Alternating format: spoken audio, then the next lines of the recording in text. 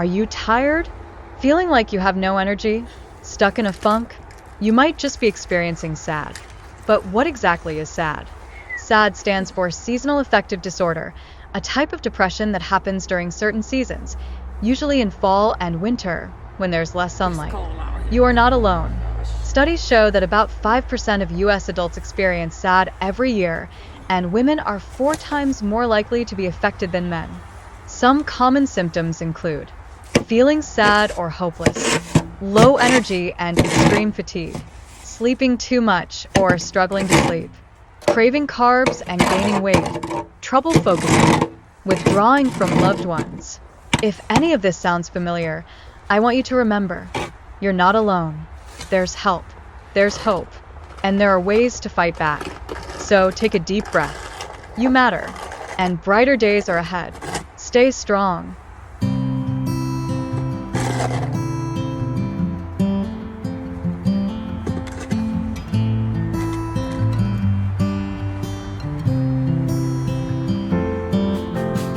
Snowfall blankets, Minnesota, every year.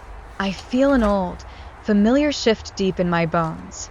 It's not just the cold air pressing against my skin. It's something heavier that settles inside me like a slow, creeping fog.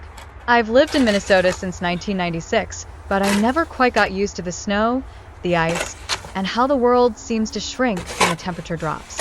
At 63, I don't just walk.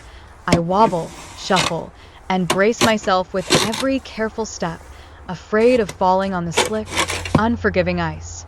The winter months feel like hibernation, not just for me, but also for my neighbors. I don't see them much. The streets once filled with people walking dogs, chatting on porches, or tending to their gardens are now empty, buried under layers of snow and silence. The isolation is real, and I know I'm not the only one who feels it. The weight of winter. Seasonal Affective Disorder, SAD, is more than just feeling a little blue when the days get shorter. It's a real, deep sadness that lingers. The kind of exhaustion makes getting out of bed a battle. It's the way motivation slips away, how even small tasks feel overwhelming. And for many of us, the loneliness creeps in when the world outside feels unwelcoming. I know SAD well, not just because I've studied mental health, but because I've lived it. The shorter days drain my energy, and the cold makes it harder to move, harder to get outside, and harder to connect. And connection matters. Humans aren't meant to live in isolation, yet winter often forces us into solitude. But over the years, I've learned something important.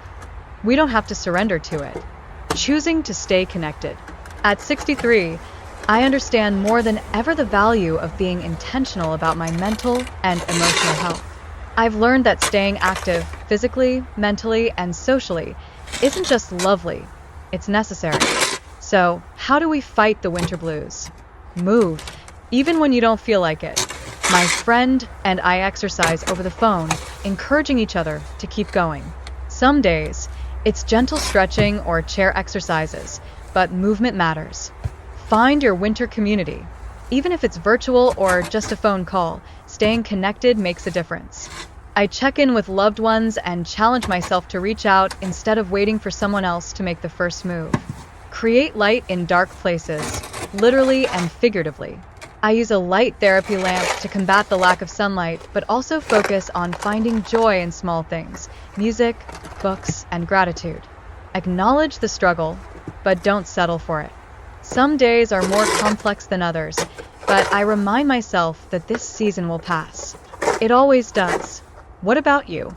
If you experience seasonal depression, what helps you get through the long winter months? Do you find ways to stay active and connected?